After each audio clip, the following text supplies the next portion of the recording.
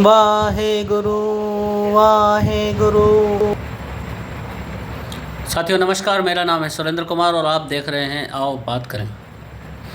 दोस्तों, आज का हमारा विषय है गुरु नानक देव जी के संबंध में। गुरु नानक देव जी महाराज का अभी कार्तिक की मास की पूर्णिमा को प्रकाश उत्सव संपन्न हुआ। गुरु नानक देव जी महाराज ने सन 1469 में अवतरण लिया था और उनका प्रकाश उत्सव हर वर्ष कार्तिक मास की पूर्णिमा के दिन बड़े ही हर्षोल्लास से सारे विश्व में मनाया जाता है। दोस्तों, गुरु नानक देव जी के चरणों में सर्वप्रथम वंदन करते हुए मैं अपने वीडियो को शुरू करता हूँ। साथियों, गुरु नानक देव जी महाराज मुख्य रूप से निर्गुण विचारधारा के संत थे। वे बड़े ही सहज, सरल और मृदुभाषी थे तथा ज्ञानियों में सर्वोपरि, ब्रह्मज्ञानियों में जिन्हें सर्वोपरि कहा जाता है, गुरु नानक देव जी महाराज ऐसे ही अविचल निश्चल ज्ञान के एक प्रकाशक के रूप में सारे विश्व को, जिन्होंने निश्चल, निष्कपट और निष्काम रूप से ब्रह्म ज्ञान का जिन्होंने रसास्वादन कराया, ऐसे दया सागर, ऐसे करुणा की मूर्ति श्री गुरु नानक देव जी के चरणों में मैं पुनः प्रणाम करता हूँ।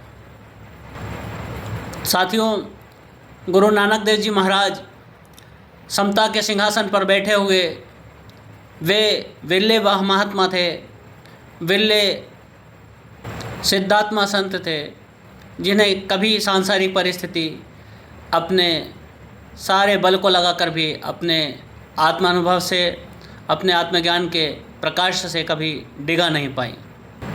गुरु नानक देव जी के बारे में एक कथा बहुत ही ज़्यादा प्रसिद्ध है। एक बार गुरु नानक देव जी महाराज को उनके शिष्यों के साथ बाबर ने बंदी बना लिया था।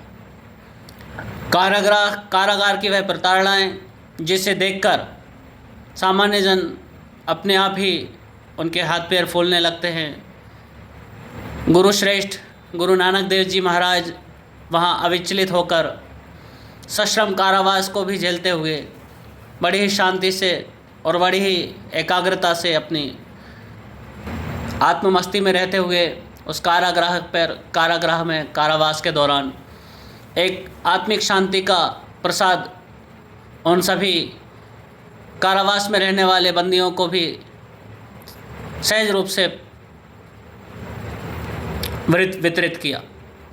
उनके बारे में एक वृतांत आता है कि एक दिन जब कारागार में गुरु नानक देव जी महाराज अपने शिष्यों के साथ श्रम कर रहे थे, तब उन्हें काम करते करते ही अचानक अपनी आत्ममस्ती, अपना भगवत ध्यान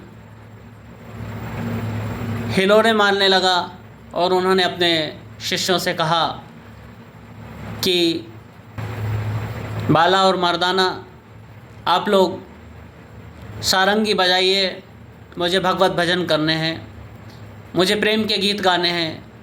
उस आत्मानुभव में डूबे हुए उस महात्मा गुरु नानक देव जी का ऐसा ऊंचा ब्रह्म ज्ञान, ऐसा ऊंचा आत्मा का सुख जो विरले ही किसी संत को प्राप्त हो पाता है, ऐसे महान आदर्श के, एक महान अनुभव के धनी रहे गुरु नानक देव जी के चरणों में मेरा प्रणाम है। साथियों, कहा जाता है कि जब वे बाल्यावस्था में थे तो अपने पिताजी की दुकान पर शक्कर तोलते तोलते 12 माप पूरे करने के बाद 13वें नंबर पर वे अटक जाते थे। 13 बोलकर वे रुक जाते थे और आगे के जितने भी माप होते थे तो सब में ही वे बार बार 13 शब्द की पुनरावृत्ति करते थे। उनसे पूछा जाता कि आप ऐसा क्यों कह रहे हैं, तो सहज भाव से उत्तर देते थे कि ईश्वर मैं तेरा हूँ, ईश्वर ये भी तेरा है, ईश्वर हम सब तेरे हैं। ऐसा बताकर पूछने वालों को भी आनंद विभोर कर देने वाले गुरु नानक देव जी के चरणों में मैं प्रणाम करता हूँ। साथियों, गुरु नानक देव जी का जहाँ जहाँ जिक्र आता है वहाँ वहाँ मुझे भगवान श्री कृष्ण की वे बात, वह संकल्प, वह उपदेश हमेशा याद आता है जिसमें उन्होंने कहा था, धर्म संस्थापनार्थाय संभवामि युगे युगे। भगवान श्री कृष्ण युद्ध के मैदान में अर्जुन को उपदेश देते हुए कहते हैं कि हे पार्थ, मैं धर्म की पुनर्स्थापना के लिए हर युग में समय समय पर आता रहता हूँ। गुरु नानक देव जी के जीवन को देखकर मेरे मन में हमेशा यही विचार बार बार आते हैं कि गुरु नानक देव जी महाराज भगवान श्री कृष्ण का ही एक स्वरूप हैं।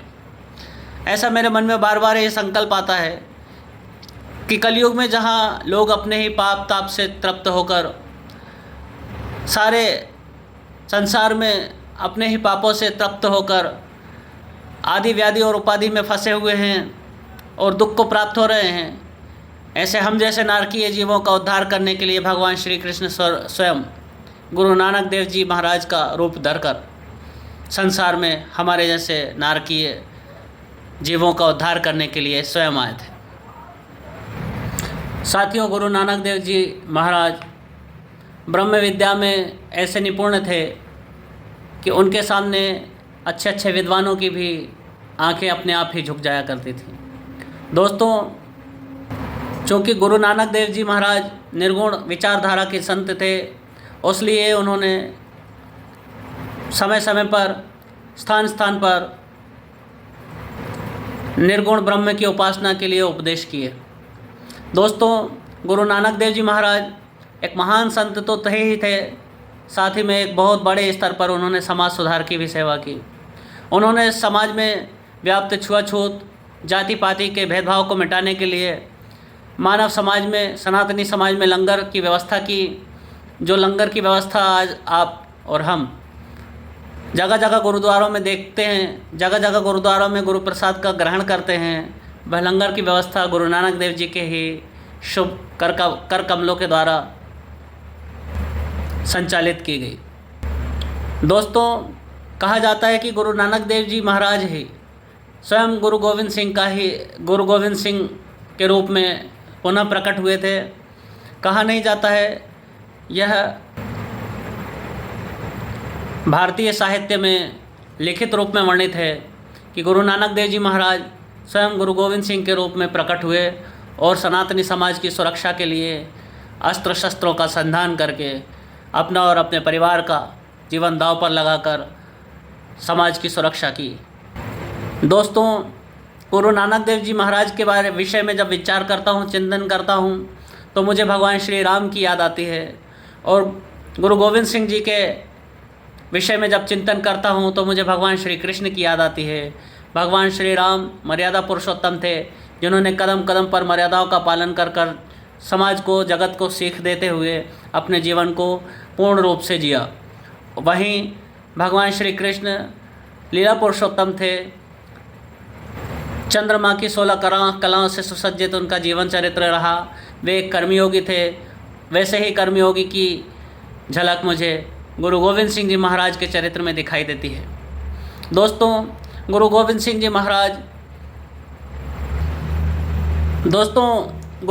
जी महाराज भारतीय समाज में ही क्या, पूरे विश्व के समुदाय में एकमात्र ऐसे महापुरुष हुए हैं जो ज्ञान विज्ञान में निपुण तो थे ही सही, साथ ही साथ शस्त्र की भी सारी कलाओं में निपुण भी थे। जो एक महान तपस्वी तो थे ही सही, एक महान सिद्ध पुरुष तो थे ही सही, साथ ही साथ शूरवीरों में शूरवीर, पराक्रमियों में पराक्रमी और बलिदानियों में अग्रगण्य माने जाते हैं। इस भारत भूमि का कोई भी महापुरुष उनके बराबरी तक का भी नहीं हो सकता, ये मेरा मानना है। उनसे बढ़कर होना तो दूर की बात है। तो साथियों, गुरु नानक देव जी से लेकर गुरु गोविंद सिंह जी तक भारतीय समाज में, सनातनी समाज में 10 गुरुओं का जो योगदान है, जो समाज सेवा है, जो सुरक्षा के लिए, सनातनी समाज की सुरक्षा के लिए बलिदान है, वह सदा सदा के लिए अविस्मरणीय है। साथियों, गुरु नानक देव जी से लेकर गुरु गोविंद सिंह जी तक सारे के सारे 10 गुरु सारे के सारे सनातनी समाज के लिए सदा ही पूजनीय रहेंगे, वंदनीय रहेंगे, इसमें कोई संशय नहीं है।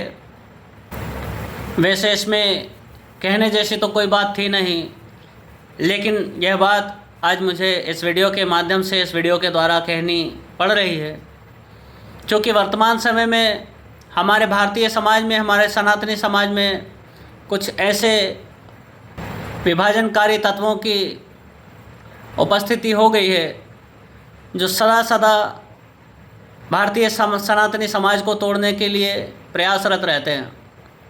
वे कहते हैं कि जो सिख समुदाय है, जो गुरुओं का समुदाय है, गुरुओं के संतानें हैं, वे सनातनी नहीं है। तो मैं उनको एक बात इस वीडियो के द्वारा स्पष्ट कर देना चाहता हूँ कि भगवान गुरु नानक देव जी महाराज से लेकर गुरु गोविंद सिंह तक 10 के 10 गुरु जो सिख पंथ के संस्थापक रहे, सिख पंथ के उद्धारक रहे, वे सारे के सारे सनातनी नीति रीति और सनातनी ही जीवन पद्धति को फॉलो करते थे। उन सभी ने आत्मज्ञान की, तत्वज्ञान की, ब्रह्म ज्ञान की प्राप्ति सनातनी साधना पद्धति के द्वारा ही की थी। जो साधना पद्धति सनातनी ग्रंथों में, साहित्यों में भरी पड़ी है, उन सभी गुरुओं ने उसी का अवलंबन लेकर अपने ब्रह्म ज्ञान को, अपने कैवल्य पद को प्राप्त किया था।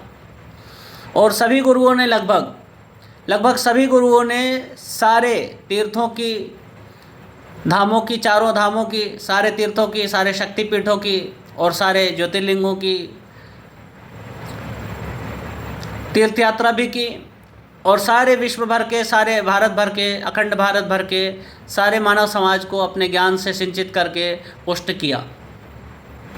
आज वे लोग जो सनातनी समाज में फूट डालना चाहते हैं, जो कहते हैं कि सरदार और हिंदू अलग अलग हैं, दलित और हिंदू अलग अलग हैं, महादलित और हिंदू अलग अलग हैं, मैं उन सभी को इस वीडियो के द्वारा एक ही बात फिर कहना चाहूँगा कि चाहे कोई भी समाज हो जिसका वर्णन, जिसका अवलंबन सनातनी शास्त्रों से संबंधित है, जिनके शास्त्र सनातनी हैं, जिनके त्यौहार सनातनी हैं, जिनकी पूजा पद्धति सनातनी है, जिनका विश्वास सनातनी है, जिनकी आराधना पद्धति सनातनी है, जिनकी जीवन शैली सनातनी है, जिनकी विचारधारा सनातनी है, जिनका जीवन दर्शन सनातनी है, वे सारे के सारे सनातनी थे, सनातनी हैं और सनातनी रहेंगे।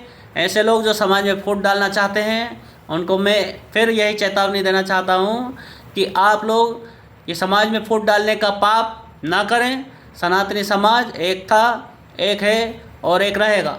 ये सत्य है कि समय समय पर हमारे सनातनी समाज में कुरीतियाँ आई हैं, ऐसी चीज़ें जिन्हें नहीं माना जाना चाहिए था, वैसी चीज़ों ने प्रवेश किया है।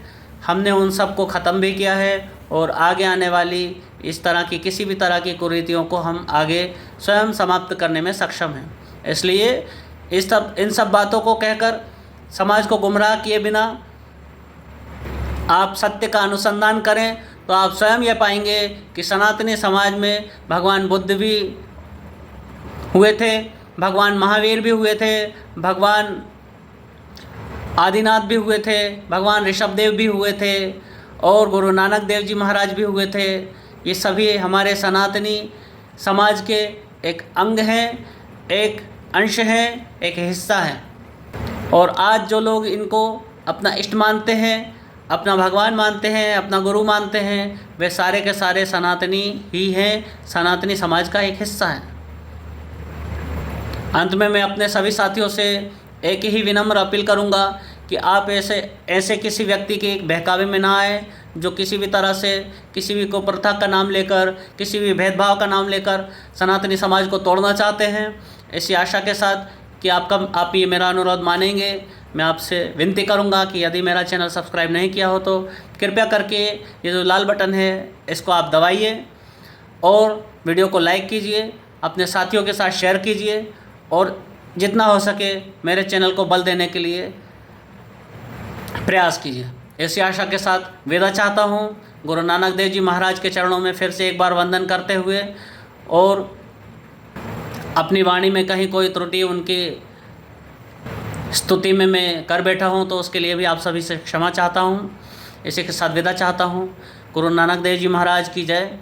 भगवान श्री राम, भगवान शिव, भगवान श्री कृष्ण, भगवान बुद्धदेव, भगवान महावीर, भगवान पार्श्वनाथ, भगवान ऋषभदेव, ये सभी हमारे देव हैं, हमारे देवता हैं, हमारे भगवान हैं। इन सभी के चरणों में फिर से नमन करते हुए विदा चाहता हूँ। जय हिंद, जय श्री राम।